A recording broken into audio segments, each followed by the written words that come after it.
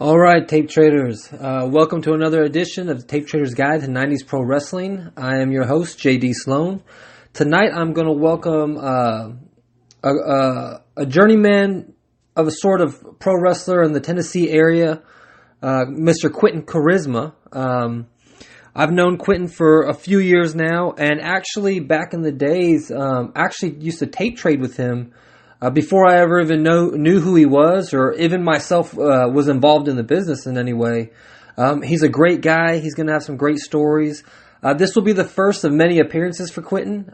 Later down the road, we're going to do a once-a-month Tennessee corner type of segment on the show where Quinton will come on and tell a great story from this area, from the Tennessee area, Tennessee and Kentucky.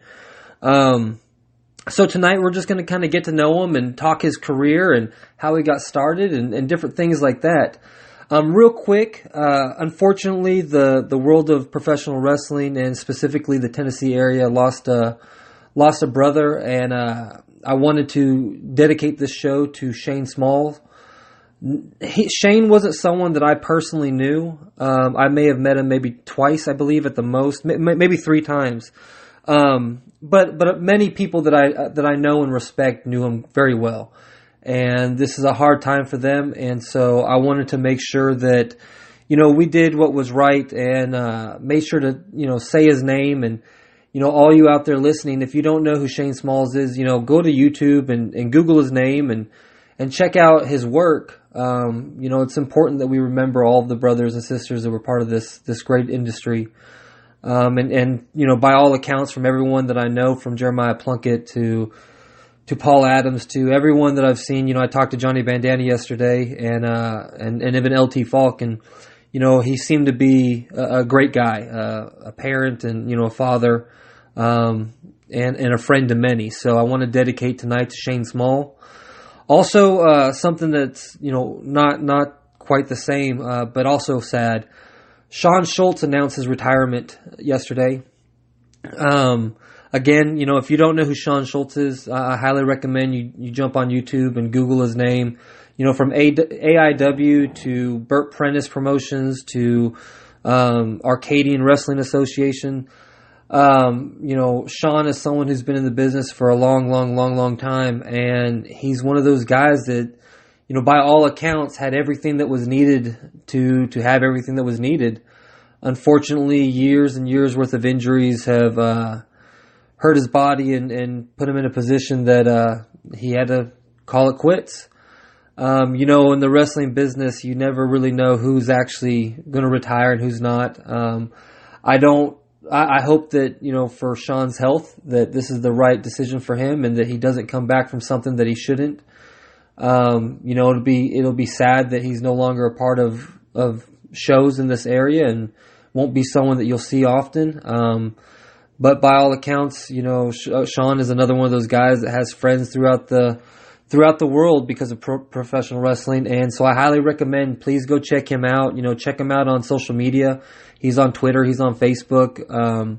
There's a lot of stuff out there on YouTube of Sean Schultz. There's a lot of stuff out there of Shane Smalls. Make sure you check these people out and you see what they're all about. So, we're going to get to Quinton. So let me get Quinton on the line and we'll be right back. All right, everyone. So I've got Quinton on the phone. Quinton, how you doing, man? I'm doing good. How you doing tonight? I'm doing fantastic. I really want to thank you for coming on tonight. I'm really excited about you doing this because it's so funny. I had talked to you online long before I ever actually knew you or knew who you were. Yeah. We were both members of a group called Crazy Max, which was a tape trading thing. And I always you always had the coolest stuff because you had Nashville stuff. And I had just kind of moved to the area, and so you were one of the only people that I knew that had that kind of local, Nashville stuff, and I loved it so much because I'm from the West Coast, and I never saw any of that kind of stuff. So I really do want to thank you for doing this and taking the time to sit down and do this with me, man. No problem. I'm glad I can do it. All right, so let's kind of jump in real quick on a sad note. I opened the show before I got you on the line, and I just kind of, I wanted to dedicate tonight to Shane Smalls, the memory of him. He wasn't someone that I knew personally, and so, I don't have a great story to say, but I want to make sure that the people that are listening to this, will go on Google and will go on YouTube and look him up and show him a little bit of love and appreciation. Could you give us kind of, knowing him personally, could you give us some stories about him or, just talk about him a little bit? Yeah, the first time I met Shane Smalls was in 2000 and I want to say 6. It's when I first came back and started working after my car wreck. It was I went to it was a show in Metropolis. I actually wasn't working. Tony Falk was running it with some guys up there. I can't remember actually the group that was running it with Tony, but I went up there with Jablonski and JP Jeremiah Plunkett. Uh-huh. Yeah. So I went up there and then we will stay at the night and go to the casino and all that. So I'll go up there with you. So I wasn't doing anything, and I was going to film Mike and JP's match for him. And so I got in there, and so we were there, and like the first match, it was these two, young kids that I didn't know. Only person I knew on the card, besides Mike and JP, LT and Mark Anthony was there, but there was this guy out of Kentucky, and my mind just went blank. Who his name? Can I remember? I can remember. I'll get back. I'll about 30 minutes it'll pop in my head. Anyway, right. Oh, Brandon Walker. Brandon Walker's his name. Yeah, he was on that show, and I met him on shows when he, years and years and years ago. But that's the only people I knew on the show. The rest was all these young kids, and the first match was these two young kids. So I was just watching it, and I remember the first one out there at the heel. He had on a skirt, and I think he was actually using a British accent, and I was like, okay. So I was watching the match, and I'll never forget the finish. I don't even know what this move was, but it was Shane Smalls and this other kid. Some kid had Smalls up and just, I don't know, jumped you straight down his head. I thought he killed him.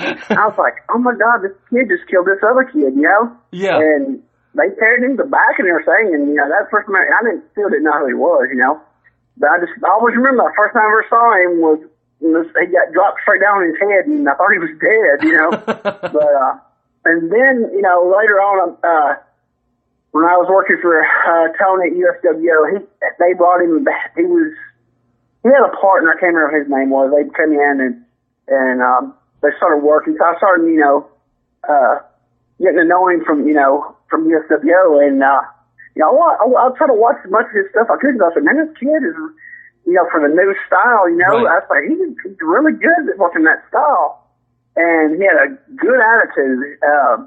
He didn't know who I was. I mean, a lot of those guys that, Right. young kids had no clue who I was. But he always would call me sir, shake my hand, and show me respect when a lot of them, that had no idea who I was. Right. I guess somebody told him, I've been working forever, and I remember he always showed me respect, and which a lot of these young kids would just saw me as some big fat old guy, But, so he always, so I always remember that he always showed me respect, and so like I said, I always try, when I'm on the show, I try to watch a little bit of, what I can of his work, and I noticed he was just getting better and better, and I always tell him, man, keep at it, you got potential, with the style you work, Right. I just kept watching, and I remember, I want to say, I was booking, if you want to call it that, booking in Laverne, and I brought him in as he had this gimmick called Number One Bob, and it was a mask gimmick, and I loved it. It was hilarious, and nobody would use him doing the Number One Bob gimmick, but I was like, dude, you come and use that, and a guy named Jeremy Travis from Kentucky, they came in. He had a thing called Police Navi Dots, And he had like it's just comedy, and I just thought it was hilarious, them two together doing these two gimmicks, mask gimmicks was just fun. I loved it, but I told him, actually I said, y'all guys are ready. Y'all need to start going up north and getting bookings. Right. I said, y'all are ready to go. I said, y'all stall, you could go work Chikara, at that time, was it Jersey All Pro? Yeah. All those, indies up north. I said, y'all could go up there and work. I said, y'all can do it. Y'all, that style. I said, and at that time, Rick Day and Chuck Taylor had been one up there. They done starting to get their names out big time, Right. And, see, Chuck and Jimmy Travis, they kind of started together. They worked for Tony back at the old USWO and the old building in Madison. So I've seen Jimmy work before. So, and at that time, I thought Jeremy was actually better than Chuck. Oh, but really? Chuck was the one. Yeah, I thought Jimmy Travis was so talented. And same with Stout. I said, y'all guys need to go. I said, y'all wasting your time here.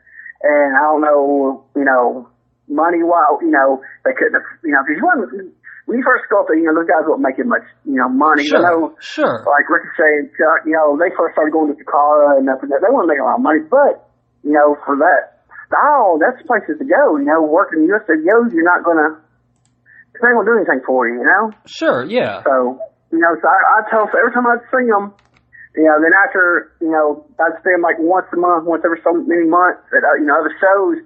They're like, guys, you go north, you go north, It's always told Shane, I said, man, you need to go. I don't know, why they ever tried or not, but I think Shane Smalls was I don't think people realize how talented that kid was. Yeah. And, well, he was, I don't know, something about he was so off, his offbeat goofiness is just, it made him different from everybody else, Right. Just in the dressing room, he just, I don't know, something about him. I never saw him, I just seen him bad mood a couple of times. But he was always smiling, goofing off, and just, it's really sad, and we're coming out the other night, it's like a kick in the stomach, man, because, I don't know what was going on. I hadn't seen him in years, been about 4 years probably, and just, it's so sad because he had, away from wrestling, he had the, two little kids and everything, and we don't know what goes on, with people, but, just looking back, it's sad that kid had so much talent that, he could have, if he had the opportunity, he could have did, who knows where he could have ended up, because the kid was super talented and had the best attitude, Right. When I was helped book the USWO after Kroll left, and I'd give him a finish. He never complained. I'd give him a finish, thank you, sir.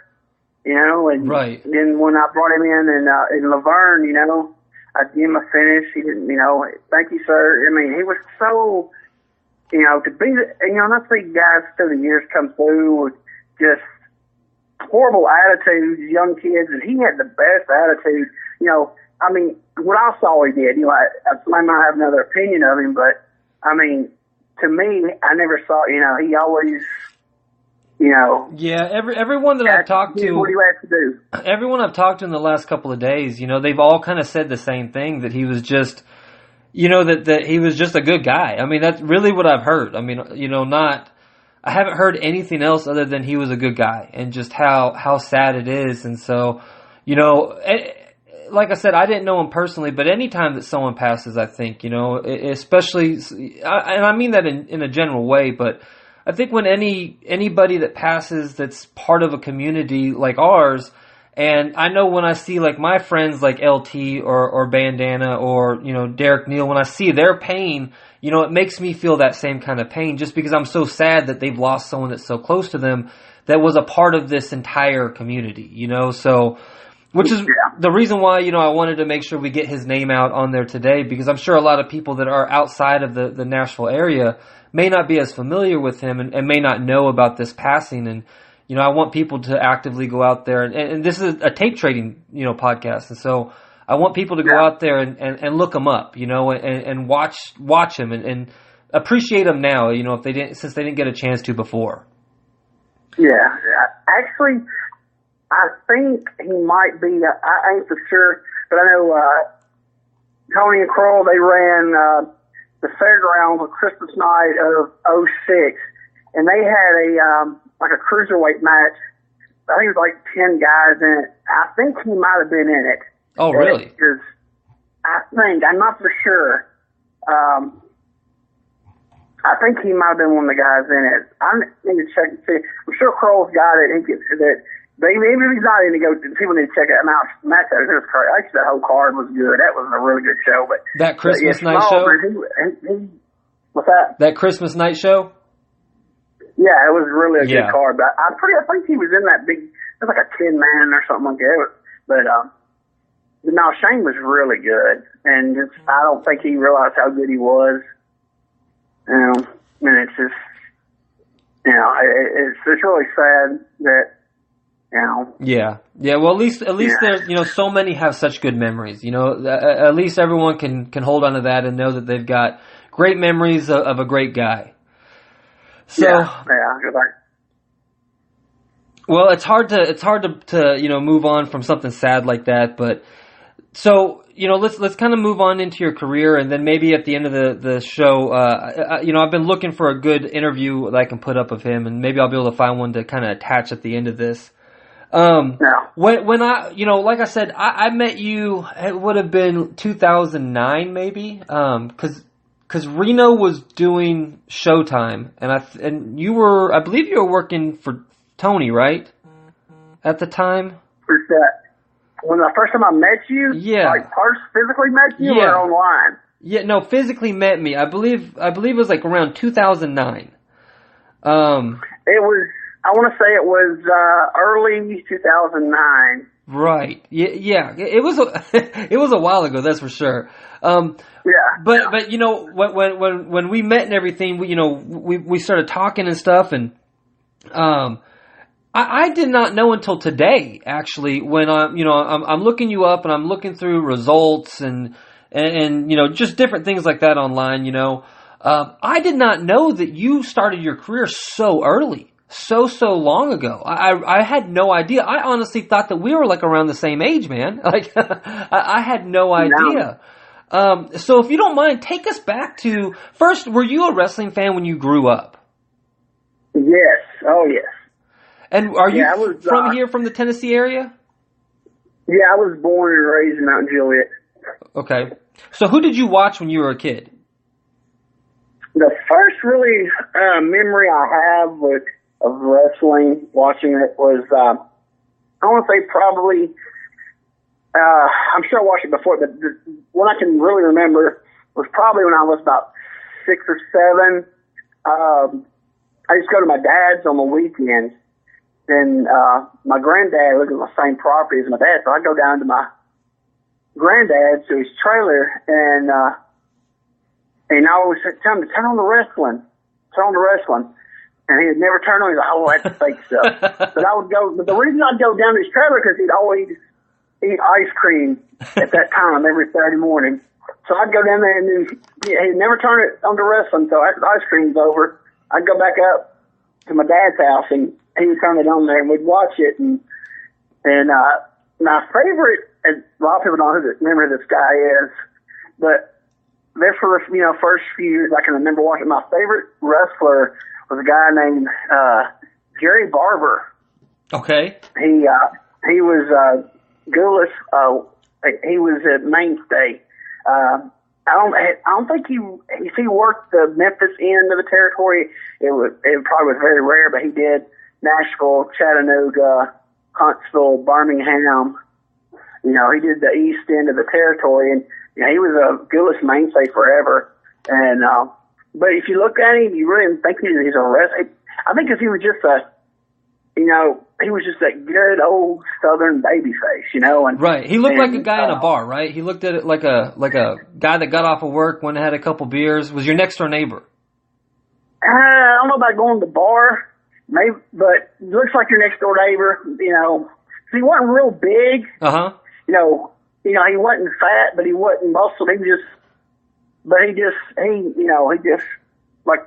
just a good guy, you know. He's just like a good old fella, you know. Yeah. And he was always at Duelist Wrestling, you know. So you saw him all the time, you know, and he was like, I think he was like the 6-man tag champions at one time. I mean, you know, I think tagged a couple times, you know. He was, you know, that mainstay mid-card guy, you know. Yeah. And then when Duelist, you know, shut down and we actually started getting the Memphis TV here in Nashville, you know. So, you know, then Jerry Lawler, you know, became my favorite, you know, and, you know, the early 80s. And, you know, they just, you know, just started watching, you know, and by, I won't say probably 86, 87, you know, teenager, I'm like, you know, I think I want to, you know, I want to do, you know, I was like, either I'm going to play baseball or I'm going to become a wrestler. Right. And I couldn't hit a fastball, so that was out of the question. So, you know, I just started, you know, I said, I'm going to become a wrestler, you know. So I just kept up with it and just kept watching it. And so around, I want to say it was 1990. Sorry, you know, trying to look into getting, you know, training and stuff. And Jarrett, they had a school out there in Harrisonville. Let's see, actually, I think, I don't think they were doing it in Harrisonville yet. Somebody was doing the training for them at the fairgrounds. I want to say maybe Dutch Mantell, maybe. I'm not for sure. So was it one of those things that would happen like before the Saturday night shows, or was it on a different day? I think they did it on Sundays because we were asking about it. We were talking to. They set up the matches one week at Nashville at the fairgrounds. And then this guy named Mark, this guy I grew up with, went to school with, his name was Mark Taylor. They went on to be Mark Gordy.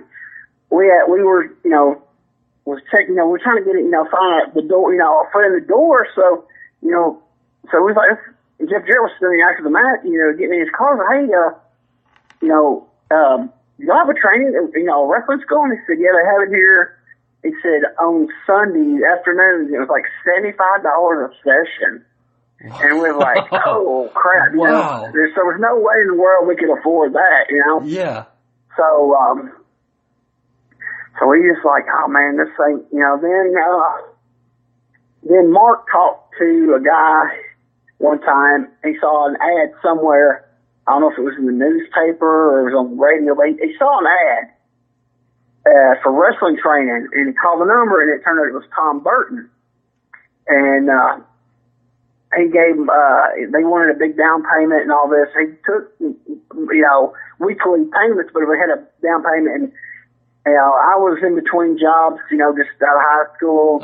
Mark, we did, you know, part-time job. We had no money, you know. I was working at HDL grocery store part-time, so you know, we're like, you know, we don't have the money for that. So I know I'm taking forever. I'm horrible about stories. I've taken the long ways around with stories. Oh, anyway, no, please keep doing that. Okay, so one day Mark, he was hurt and he had to go to the hospital or something. Can't remember. He was in the hospital sick. I might when he had mumps. I had something. He was in the hospital, and he met this guy who told him his best friend wrestled in Hartsville, Tennessee. So, and he gave, this guy was at the hospital with Mark, gave Mark this number for this guy in Hartsville. So Mark, when he got out of the hospital a few days later, he called the guy and started talking to the guy. He told, and, you know, about, he didn't say anything about training. He said, I heard y'all have wrestling up there. And, And he said, yeah. And the guy, and I can't remember, the guy said, yeah, we're looking for, you want to wrestlers? We're looking for, always looking for wrestlers. And I think I got the story. I'm not for sure, but I know it's been so long. It's like by this time, this is 91. Okay. By this time.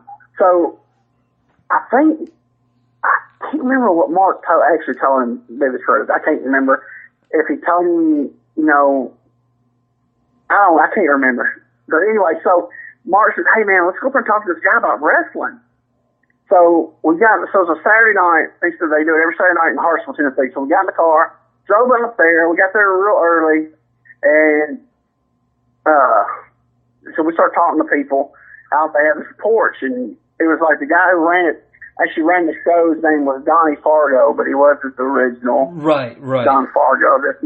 This was one of them out of Kentucky. He actually ran the show there.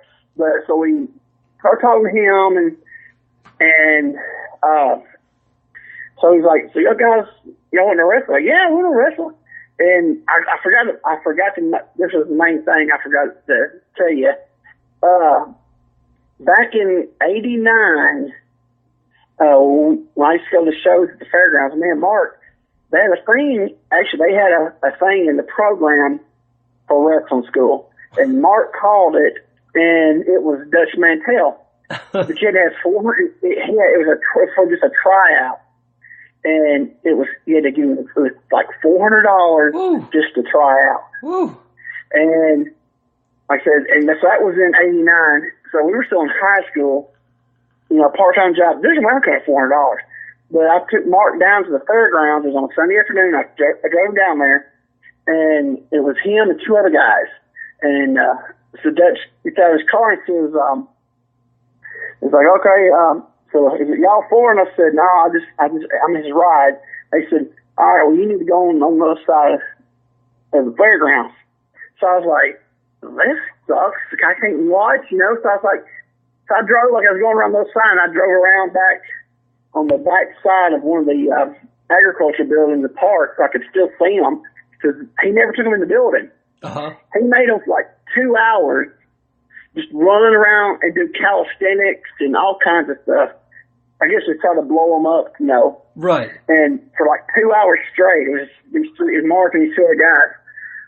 So after it was over with, the guys, Dutch told him, they told Mark, they said, if you want to start training, you can. It's so much blah, blah, blah, blah, blah, blah, blah, money and everything. And he told one guy to don't even, basically, it ain't going to happen. And the other guy, he told him, it's going to be blah, blah, blah, blah. It's too much money. So anyway, so we're still in high school. So that, so that didn't, sure.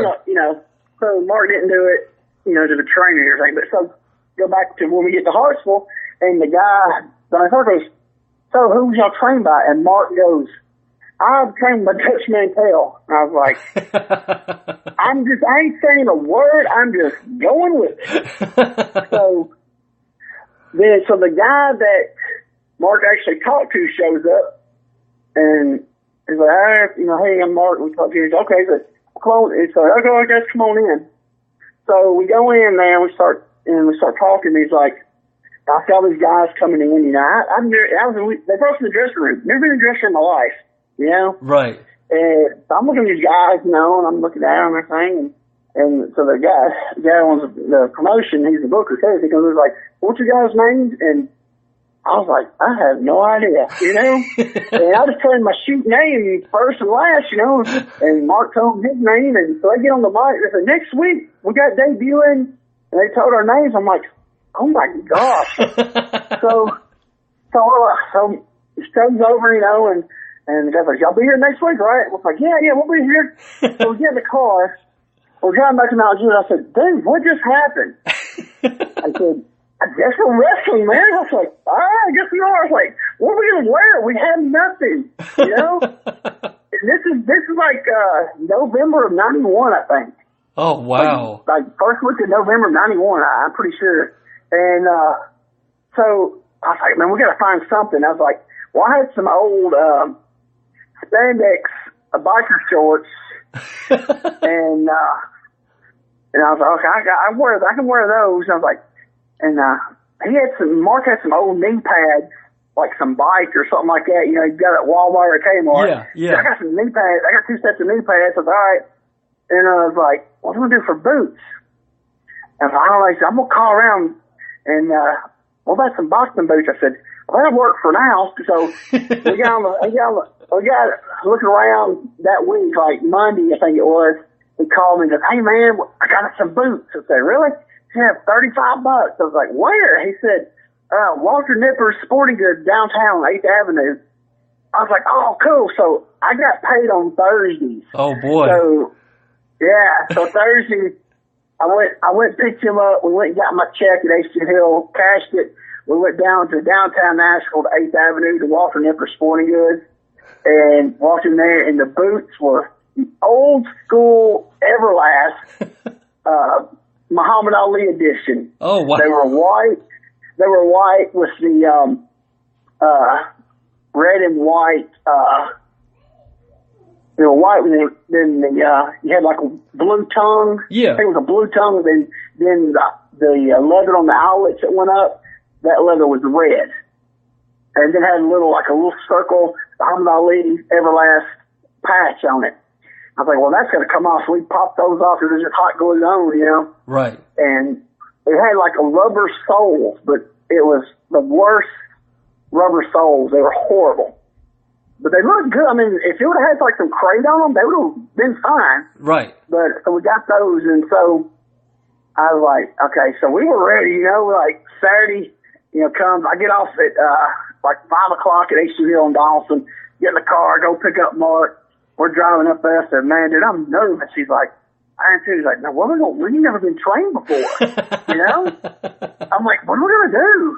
I was like, he just, so I'll talk for it. I was like, all right, you know?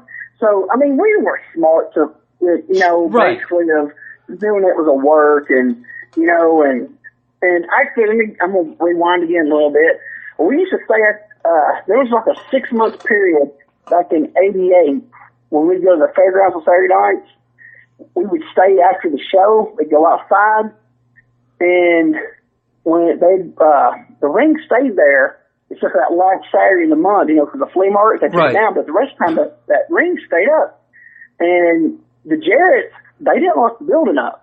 Oh, wow. We were there one night late, and we realized, hey, they don't lock the building up. The fairgrounds, the Tennessee State Fairgrounds security goes through and locks it up. Oh. So we're like, hey, so one night we sit there and waited, and they didn't come to like an hour. It was like 11:30, almost 12 o'clock when they came and locked the doors. So it was like, so we stayed. So, you know, matches were over like at 10. Everybody cleared out about 10:30. So we go back in there with me and him, and every now and then we have a couple of different friends from high school go with us. And we're getting there wrestling the ring. Right. You know, and we did this for like 6 months. And one of the person that was locking it up at the time was this lady, and she would just let us go. She said, because I thought I was locked by 12. Like, wow. What you got to do, you know, y'all will do whatever. At 12 o'clock, I got to lock it up. I was okay.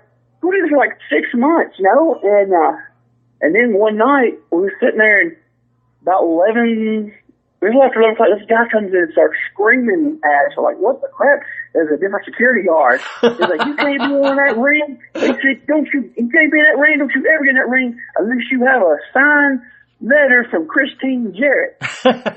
And then I was like, so there were 6 months that we had fun. Right. And it got boom, you know. So we knew, you know, we knew a little, you know what I'm saying? Oh, yeah. Oh, yeah.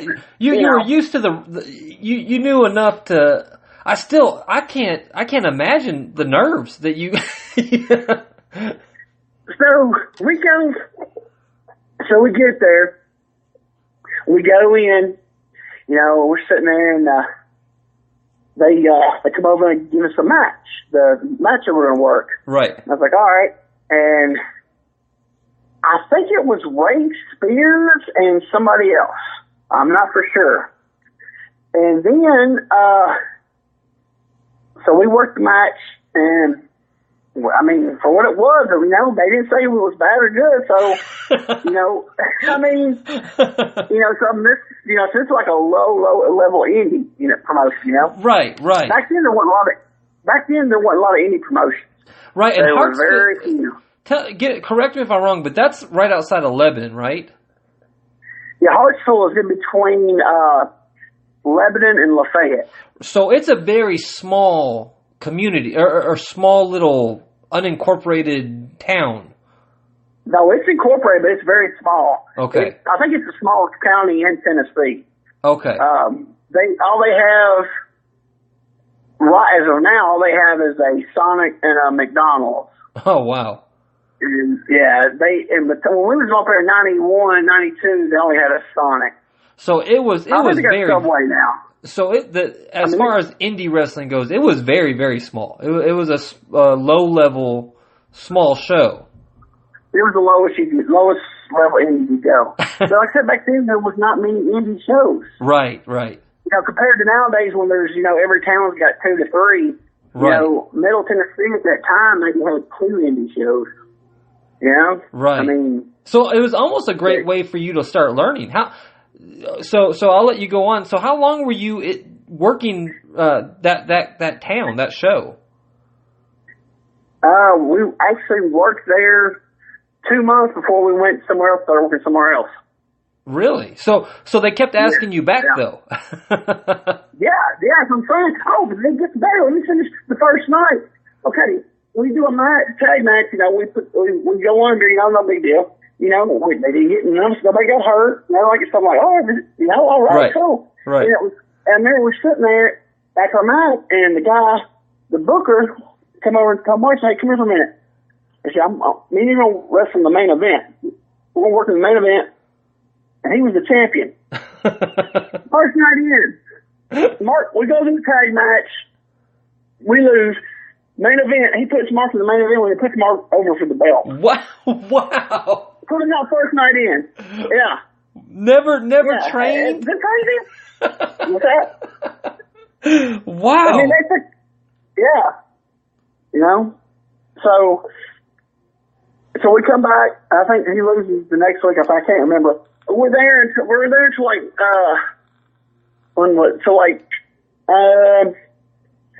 January.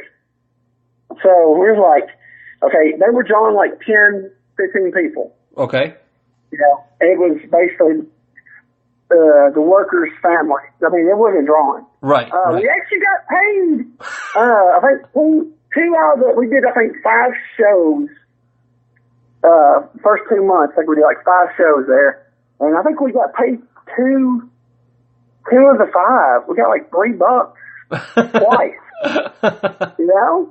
But we're having 10, 15 people. I was shocked. Right. But then they shut down for like 3 weeks, and they actually put up like 4 posters in the town and shut down for like the 3 weeks, and then they came back and ran a show, and we actually drew like 80 people. And we actually got $5. Oh, wow. Hey, yeah. And I think it was like $5 I think we got that night. But, so, me and Mark were sitting there talking one day, and I was like, man, I want to go, you know, wrestle somewhere else, you know? Yeah. And so, and this is funny because we went, like the next Saturday, they didn't have a wrestling in Hartsville. So we got the fairgrounds. So we went to the fairgrounds, and, we stayed after the matches, and Jeff Garrett was getting in his car. I was like, hey, man. He's like, hey, guys. He said, I was looking at that training. He's like, hey, man, we're actually wrestling now. I was like, you all right? You wrestling? It's like, yeah, we're wrestling in Hartsville, Tennessee. He's like, who runs that? I said, Donnie Fargo. And he said, Old Man Fargo? I said, no, it's a different one. He said, okay. I thought he was in Florida. I said, it's a different one. And they said, and we go, what? How can we get on get on the show here, you know, maybe like the first night, couple of matches, like, I thought you gotta talk to Eddie, you gotta go do the TV, work, you gotta do some, matches on TV, and then, you know, we'll see about maybe, you know, getting you on some spot shows. Uh-huh. Well, you know what spot shows were, man. What are you talking about? Basically, you want anything, you know, you go do jobs on TV and go from there, basically.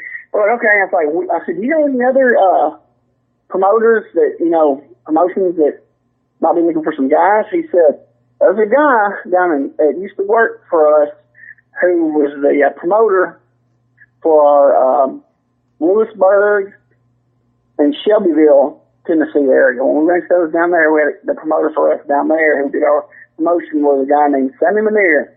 He said, he's in the phone book down there, just look him up, tell him that I told you to call him. So Monday morning, Mark gets calls information. She was Sammy Manier, Lewisburg, Tennessee. They give him the number. He calls Sammy. He says, hey, my name is, blah, blah, blah. And I can't remember what he was actually, I think he was just using Mark Taylor.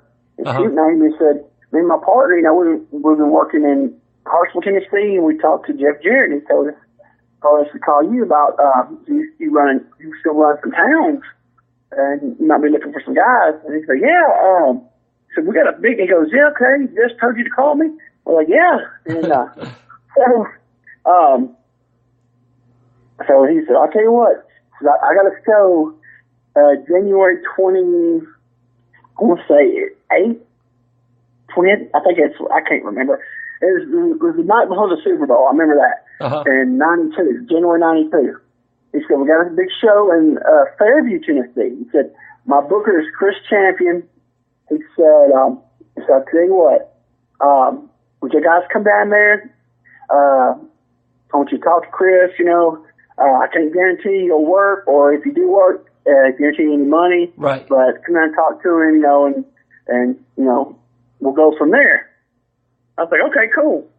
So the next week, Hartsville ran again. So we went back to Hartsville, and we was talking, and we was working with this guy named Ray Spears, which he still works around here, like Lafayette and Lebanon and places like that.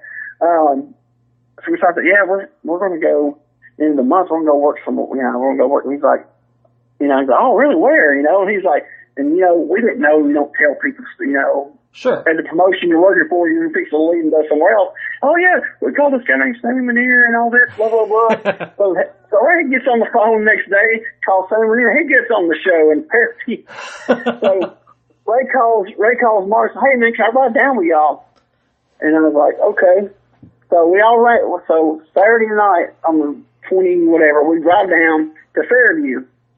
And then get to the door, push the door, and they say, hey, we need to talk to Sam Manier. They say, okay, we'll go get him. And they come back, and he goes, hey, Mark, I talked to you on the phone. This is Greg, this is Ray, blah, blah, blah. So, okay, he said, all right, come over here. So he walked to the side, went inside the school, the front, the entrance there, and then inside, and he goes, we'll go get Chris. So Chris comes over, and he's like, hey, guys, he's like, what's your name? You guys wanting to work, huh? I'm like, yeah. He's like, he looked at Mark and goes, man, I know you from somewhere, and you look familiar.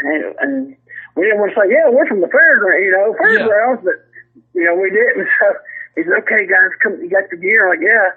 So come on back. So we went on back, we went in the dressing room, and we saw Chris, and he introduced us to some of the guys. It's George Weingroff, Herbie, his brother, Herbie Weingroff there.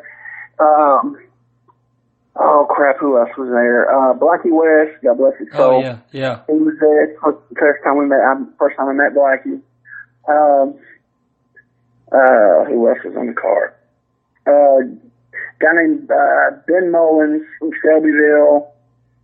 Some other guys. A guy I used to actually became my manager in Nashville and Columbia, a guy named Dale Storm. He was actually working as Dale Corbett at the time. Him and Jim Corbett they were doing a brother tag teaming together. Yeah, and Chuck Casey and Gary Scott, which is Gary Valiant. He was Gary Scott at the time. And and a guy named Willie Paul Davis, his hillbilly partner, it's like Hillbilly Wayne or something like that. Anyway, so I've only worked like tag matches with me and Mark. So Chris comes up and goes, all right, he said, don't have you working Gary. I was like, we're a tag team. He's like, oh no, I'm gonna have him go with the other big guy I came with y'all. I said, Ray, he said, yeah, they're gonna put them together.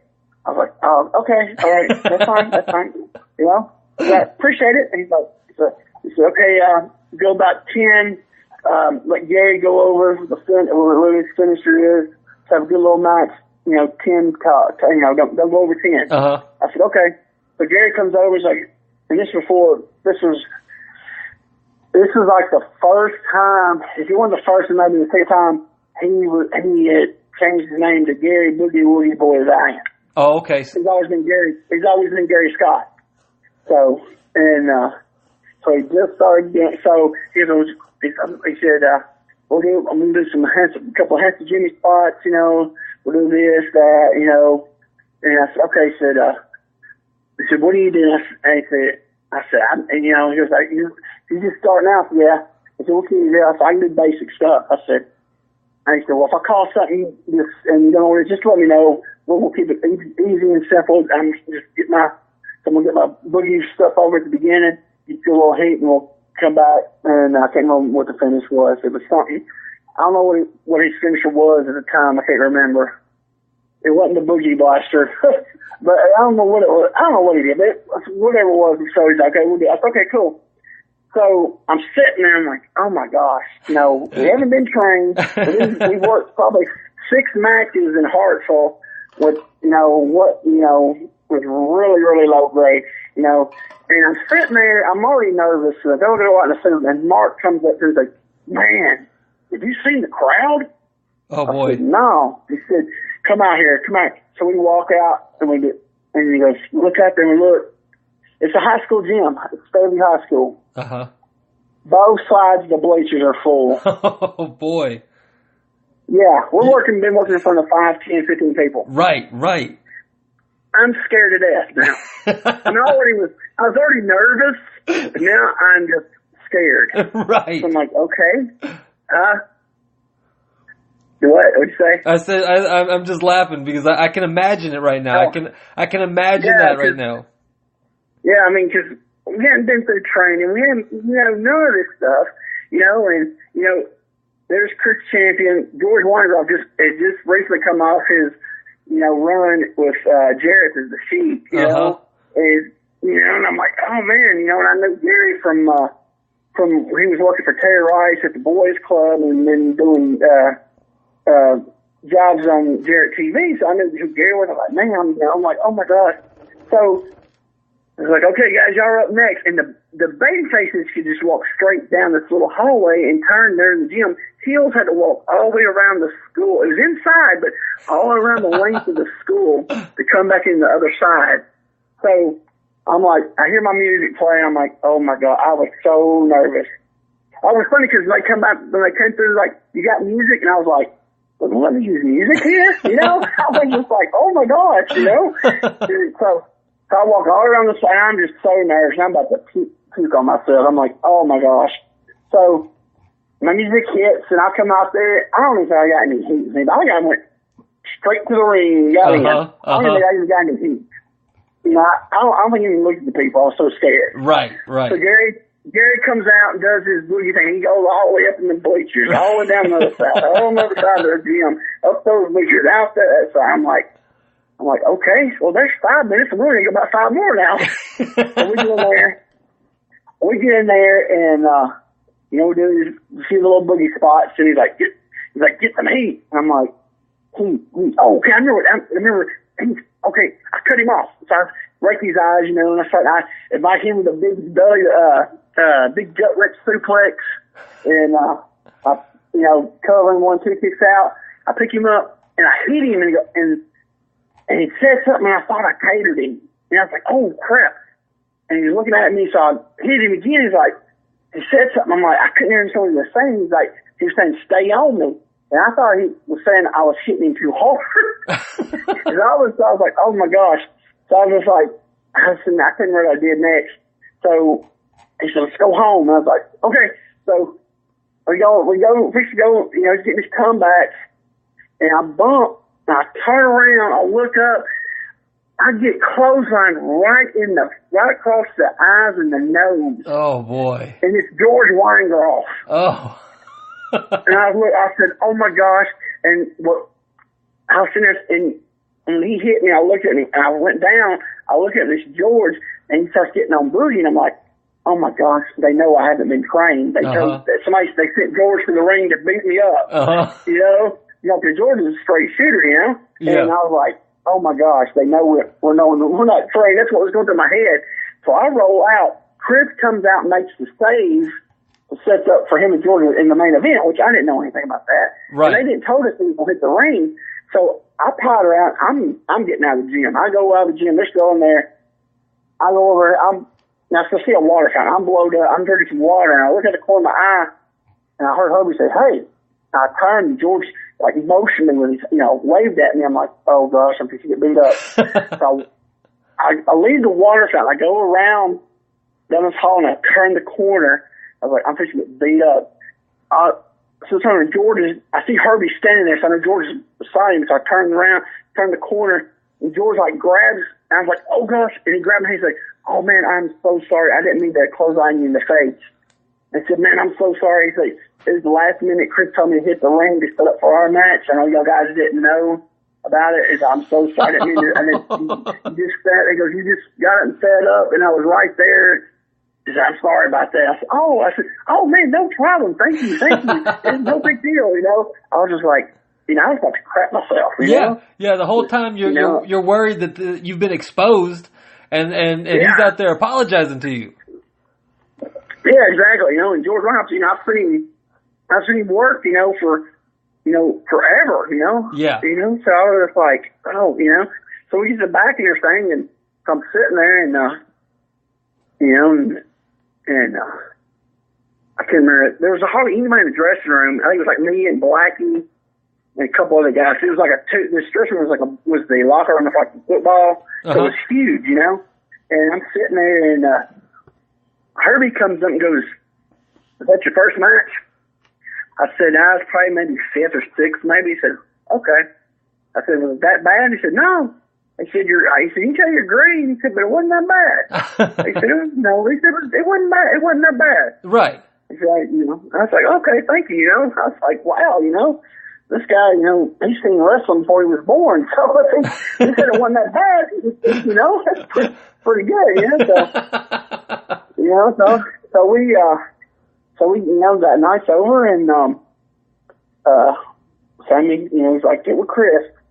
I'm like, okay. So we're waiting, and Chris is like, hey guys, he said, well, you go guys. Yeah, we got some shows coming up in, next month in, Lewisburg, Tennessee.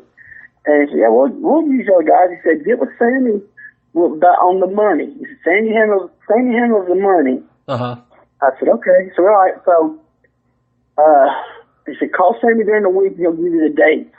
So Mark calls Sammy, and Sammy says, okay, I got y'all. It was like the end of February. He said, we got three shows, 3 weeks in a row booked in Lewisburg, 3 Saturdays in a row.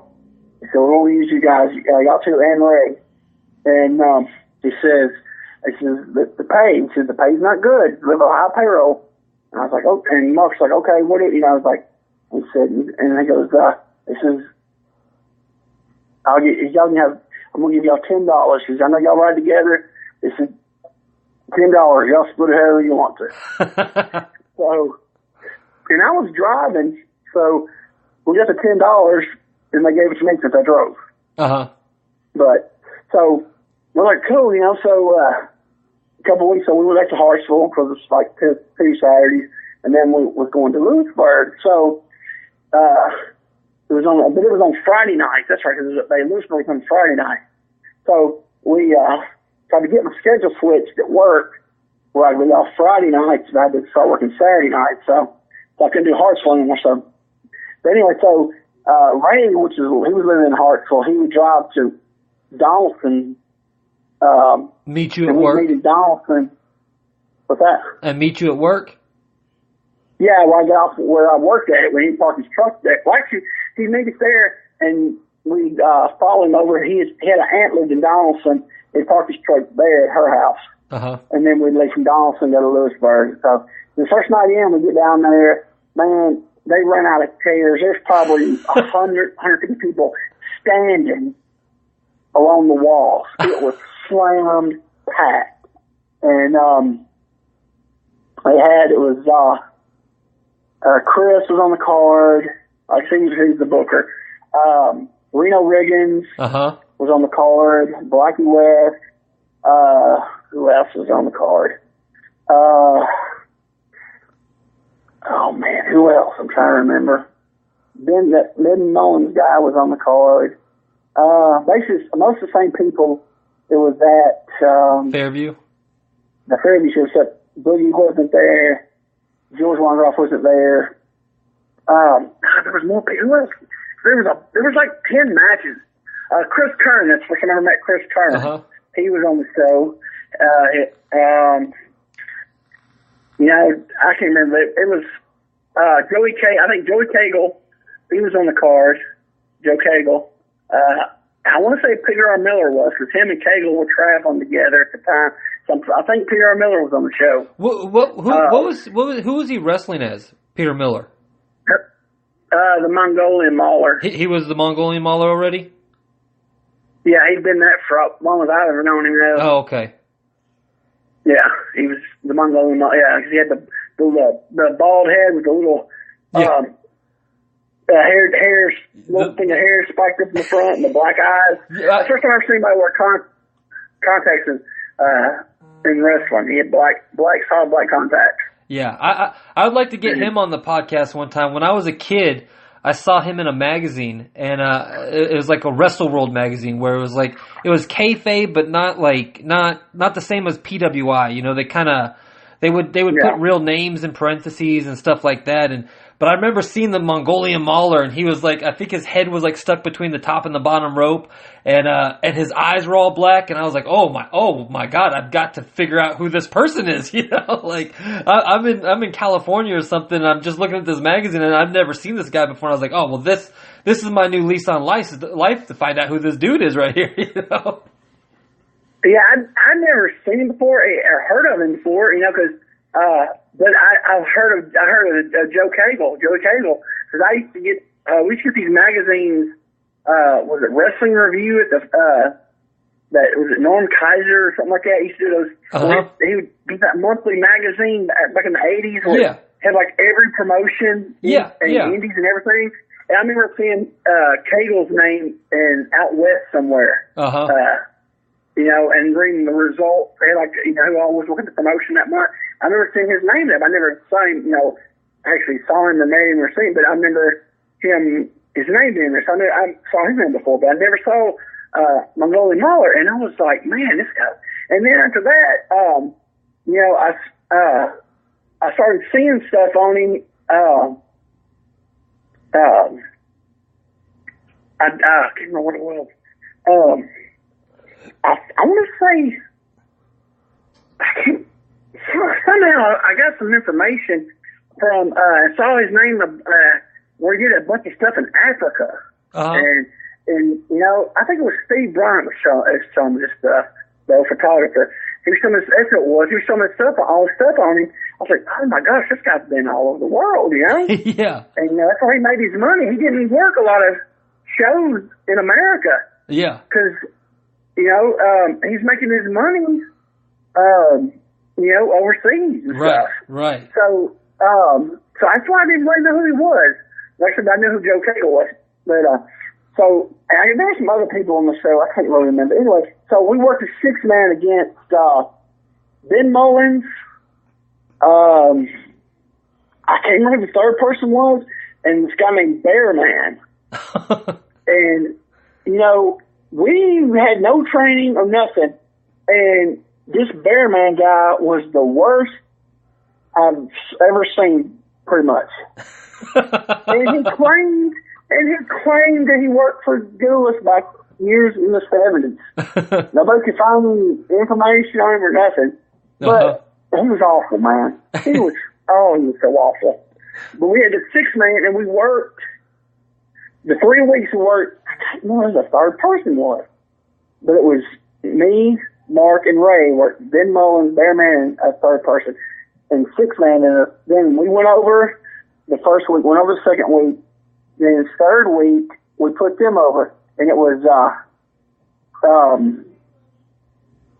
first blood match. Uh-huh. So if you bled, first blood elimination. So we were putting them over. So, and our manager was Marcus Woody. Uh-huh. That was the first time I met Mark. That's the first time I met Marcus. It was at Fairview. I couldn't forget that. That's the first time I ever met him. He was the first guy we got in the dressing room to come up and introduce himself to us. And I was like, man, I like this guy, you know? Yeah. He's super nice, talked to everybody. And I was sitting there getting dressed, you know, and didn't know him from Adam. He said, hey, you want some gum? And I was like, okay.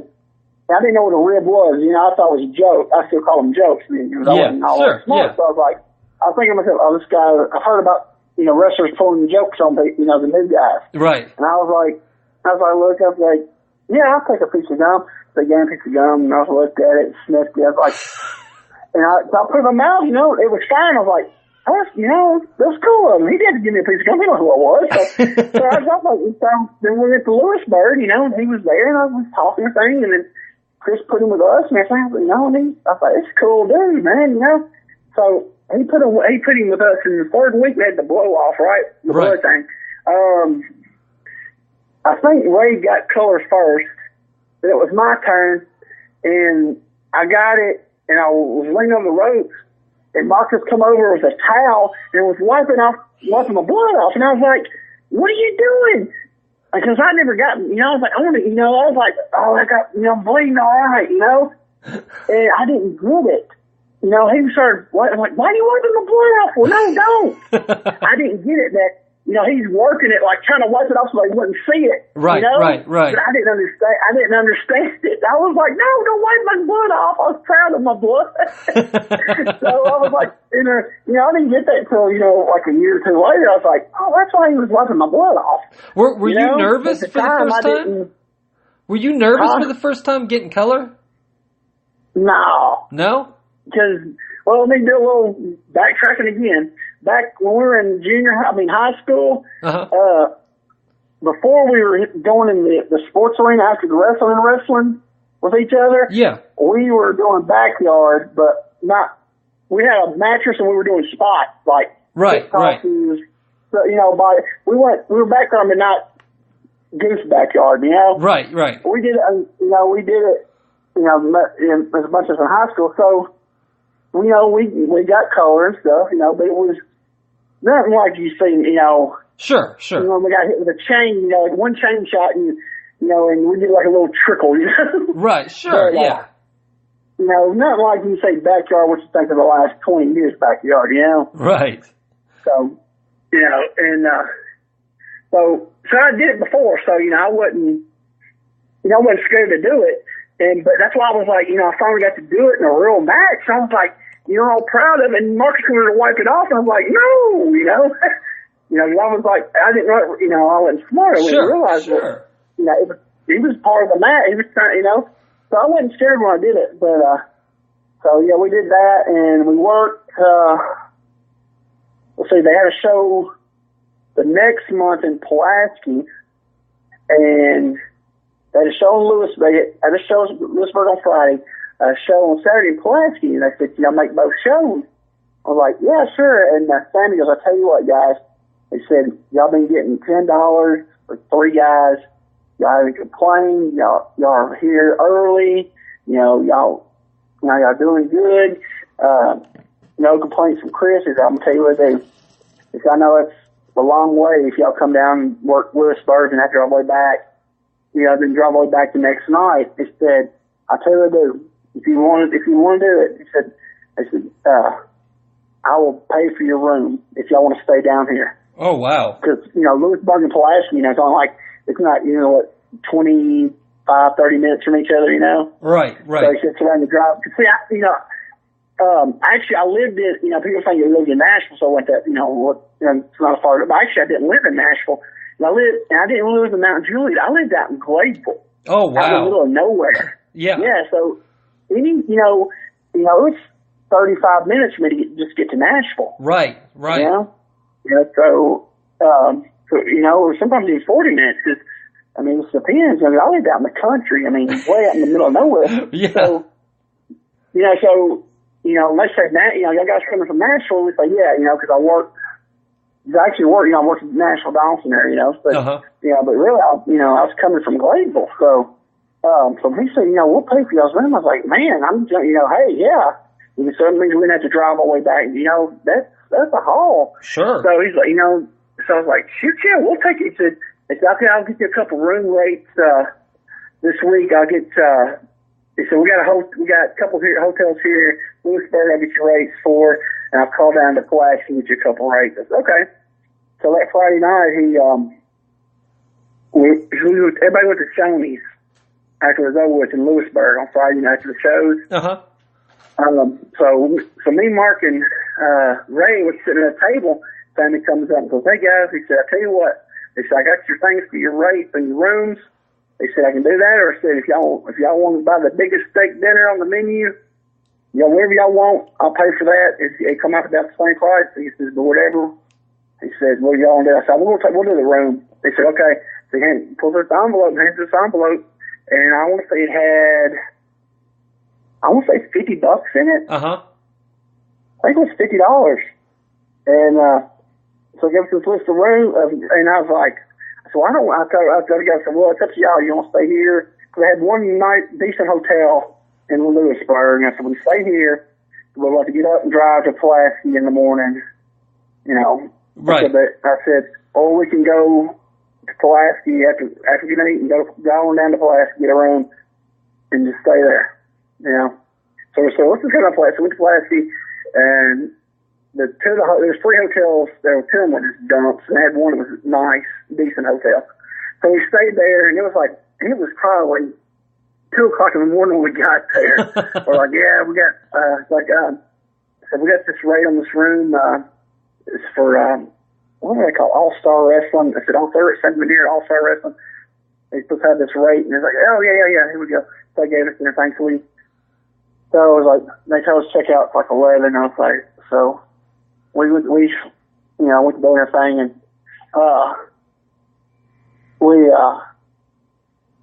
got up, me and Mark got up, and then I told him, I said, so we got down to 11, I said, y'all got, so we got, because I think the rate was actually like, I want to say it was like $35. Oh, yeah. It was either $30 or $35. I think it was like, actually, I think it was like 35. So we had, $15 left over. Right. I told him, I said, okay, we got to pick out 11. I said, we can either stay, we need to pack our stuff up and, find something to do until 7 o'clock tonight before we go to the show, which there's not much to do in Pulaski. I said, or we can add, 20 more bucks of our own money and get another night. So we decided that morning, we're like, okay, let's just go and get another night. So we put in $20 inside the safe, so we didn't have to pack all our stuff up and everything. But so we just hung, so we had to get, hang out for 8 hours in town, so we stayed another night. Right. So we had 2 nights, we had to pay, $20 basically. And I mean, you're starting to live like a wrestler now, you know? Yeah. Yeah, I mean, honestly. Yeah, it sucks. What was crazy is me and Mark, when we got up, we went down there, we paid for the other night, and he was like, man, I'm hungry. Let's get some breakfast. And so Ray said, I'm going to stay in the room and sleep. So me and Mark go out, and I was like, I want to go get some chocolate milk and some donuts. Well, there's got to be a grocery store around here somewhere. So we're driving around Pulaski, and we found a place called the Jitney Jungle. There's a grocery store. So I go in, and I was like, so I got me a big old thing of donuts, and I love chocolate milk. So I was like, I can get me a gallon of chocolate milk, take it back to the room, Take it back to the room. There's no refrigerator.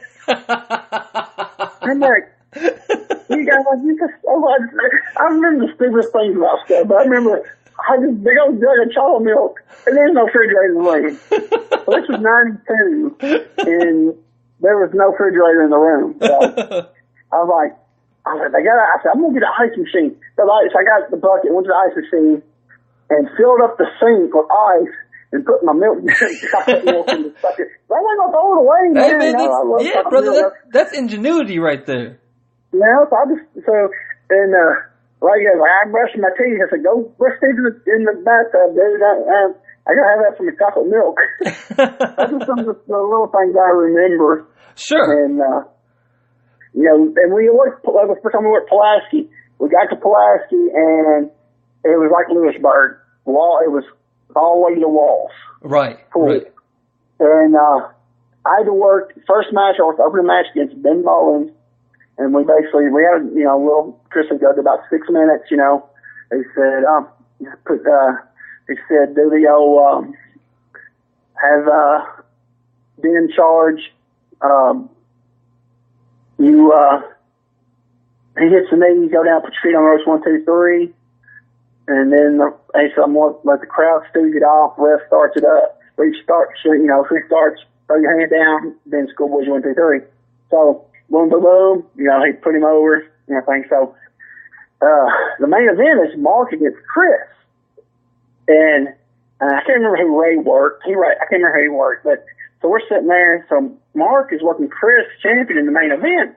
So we're sitting there, and Chris says, "Hey, brother, you got a chain." I said, "Oh man, let me check my bag." I said, "I know it's in there somewhere." And Blackie West was sitting there, and he goes, "Brother, here, use my chain." And Mark said, "I got mine in here." I said, "No, use my chain." And so Mark's like, "Okay." So he uses Blackie's chain. Uh-huh. And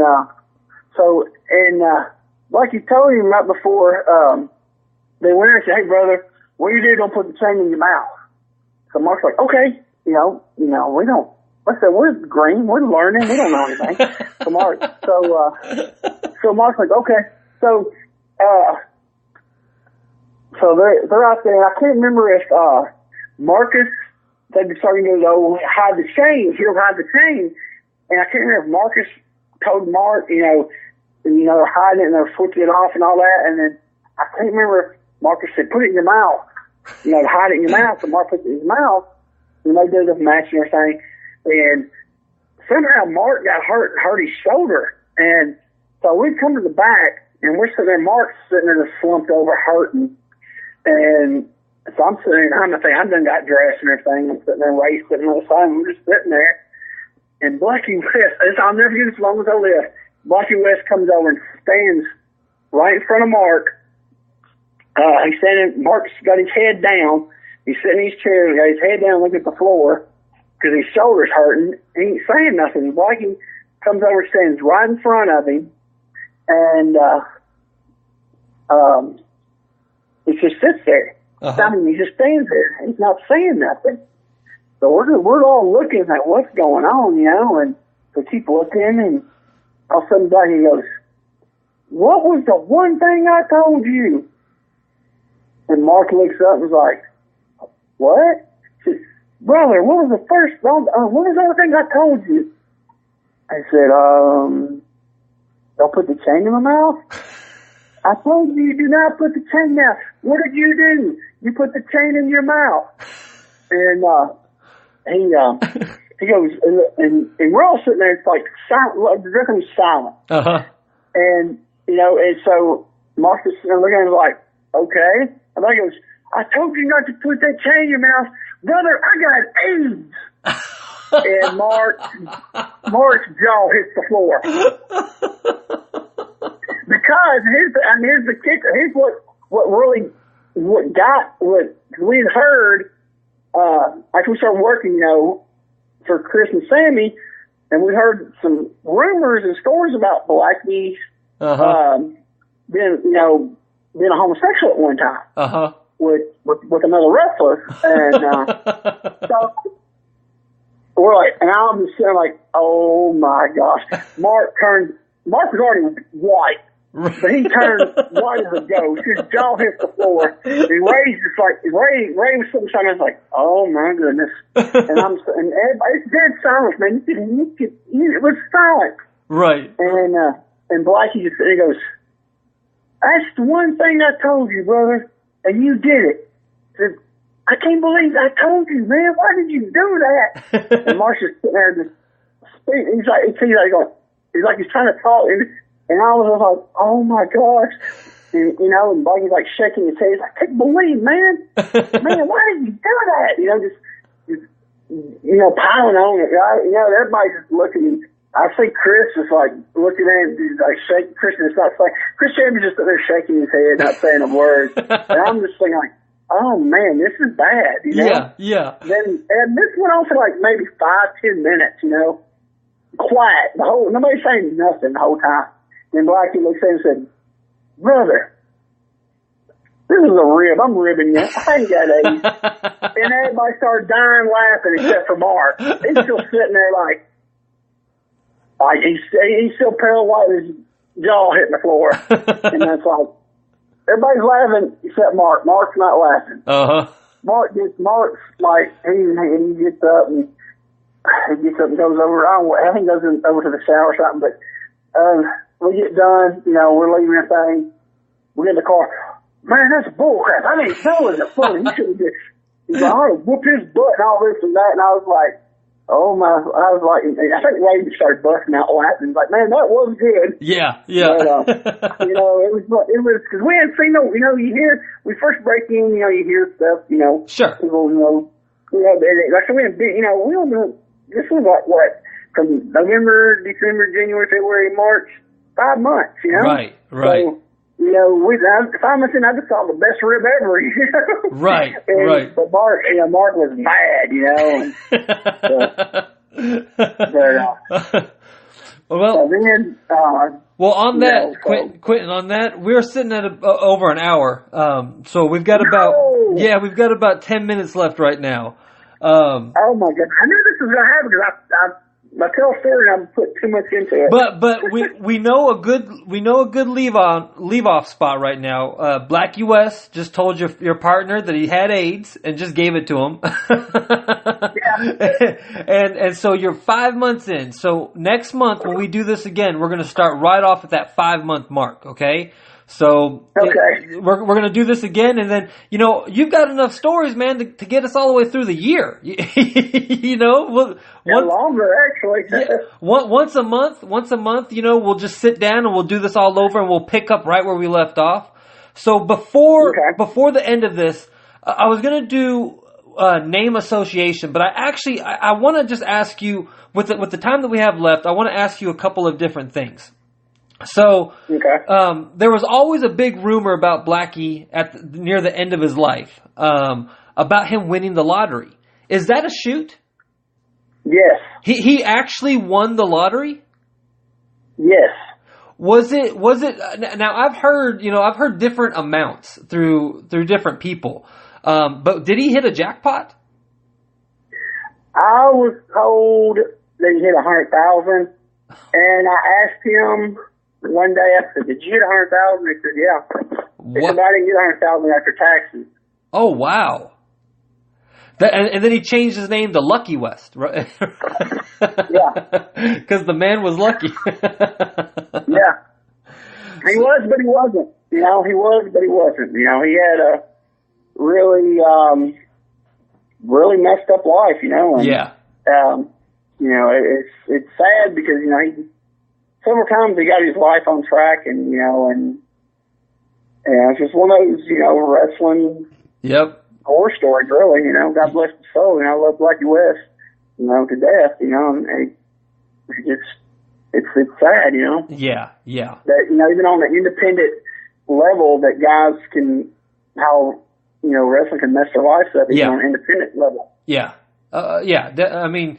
There's guys I know, right now, Quinton, that, there's a lot of sadness with some people, you know what I mean? There's something in they're missing in their heart or something, and they fill it with the wrong things. Oh yeah. Also, give me some, a good Sean Schultz story. I don't know if you heard or not, but, he announced his retirement yesterday. Yeah, I saw that. Some issues with his neck and his back, so. What's that? I said some issues with his neck and his back, so any good memories or fond memories you have of him? I really don't. The truth, I really got it because first time I met Sean Schultz was at a Burt Prentice show at Stadium Inn. I want to say, oh man, 3 maybe, something like that. And I wasn't working. I just went down there with Jablonski and rode down with him. And it's,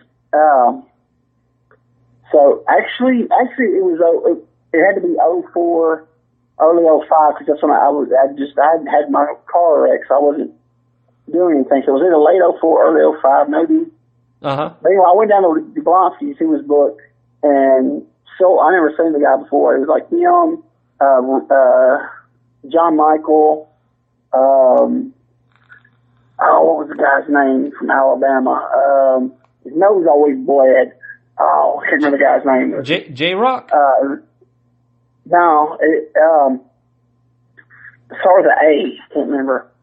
Adam Armour? Yeah, yes, yeah. Adam Armour? Yeah. Yeah. They were there. I never seen the guys before, so I remember saw them.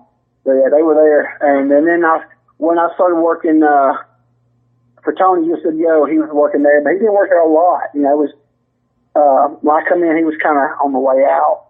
And he'd come in there and then I never worked a lot of shows with him. Okay. You know? Okay. So I mean, I really, Right. Yeah, I didn't really know. I wasn't around much, Right. Just here and there, So, but it sucks. I mean, but if he's having neck and back problems, and he's young, it's that's good that when he's got kids, he's got to get away from it because it's, it's not, it's going to get worse. Yeah, it will. So, where can people that are listening to this, where can they connect with you?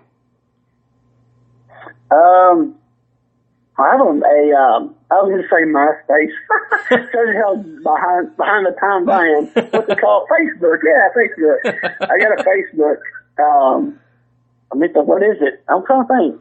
Is it Quinton Quarisma Pro Wrestler or Pro Wrestler Quinton Quarisma? It's one of them. I think. It's Quinton Quarisma Pro. Is it? I don't know. It's Quinton Quarisma Pro Wrestler, and it's Charisma with a Q. That's right. Yeah. So, I really, Quinton, I really do thank you for coming on here, and honestly, I'm excited for with us agreeing to do this on a monthly kind of basis. I'm excited to kind of hear how the journey kind of goes on. How it started one way and just kind of how you move on and everything. And so I'm excited about doing it this way. I think this is going to be a fun thing, and it'll be something to really look forward to once a month, to just hear a new chapter in your story, man. Yeah, the first time I was like, let's do it every week, and I was like, no, because that just gets, you do it once a month, we can kind of spread it out. Yeah. Go more detail, I think, and try to cram everything, Yeah. So and run, I would rather, me personally, I'd rather hear all the details, and I'd rather hear the stories, so I think it's the best way for us to do it. Yeah, I think it'd be pretty cool. I love to talk. Once I get talking, it's all, I ramble. So anytime I get to talk, I'm fine. And I love it, Yeah, I got now, all I got is memories. That's all I got now. I have nothing left in me. Yeah.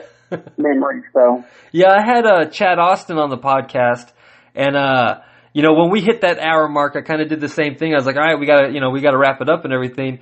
And he's like, oh man, I'm just getting started, man. And I was like, don't worry about it, because I realize that these stories, they're not stories that can be told in an hour, and so that's why I'm trying to space everybody out, because I want to make sure I get a little bit of everything in. I want to make sure that we really we're able to, because me personally, man, there's something special about that 1990 to 2001 period in pro wrestling that.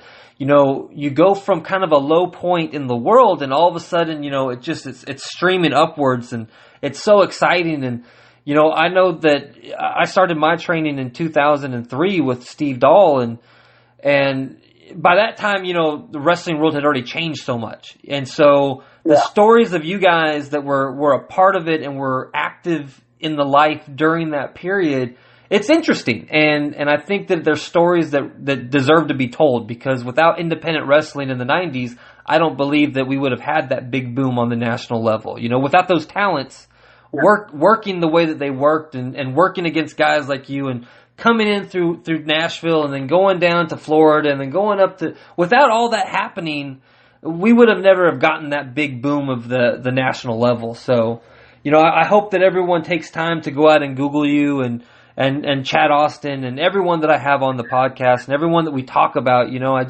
I really do hope that wrestling fans take the time to go out and learn about, some of the people that paved the way for others, that are currently out there doing it. So thank you very much, Quinton.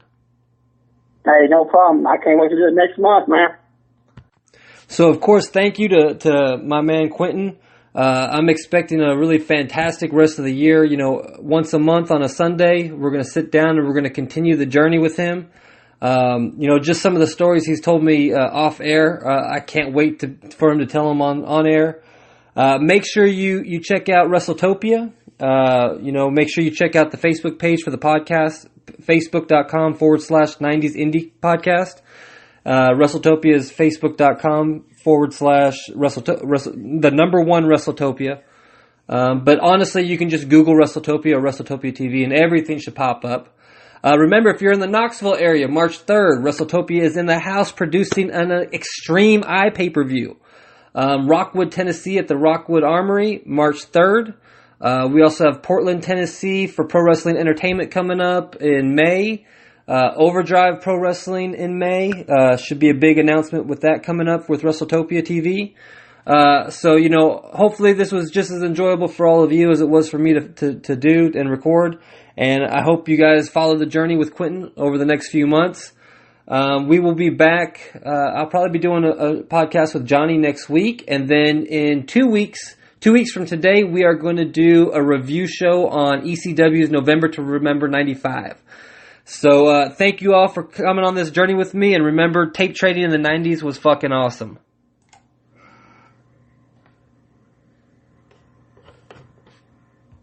Rockwood, Tennessee, are you ready to take it to the extreme? Saturday, March 3rd, 2018 at the Rockwood Armory, WrestleTopia presents MSWA Extreme. One night only. 6 big matches. All going to the extreme. Top talents from around the country. Fantasy, Crystal Fire, The Mechanic, J-Mac, Los Chicanos, Big Bad John, Tommy Coppy, Silas Mason, and the in-ring return of the Extreme icon, Ox Harley. All extreme matches. Get your tickets today at MSWA on Facebook, MSWA on Eventbrite. We promise East Tennessee will never be the same.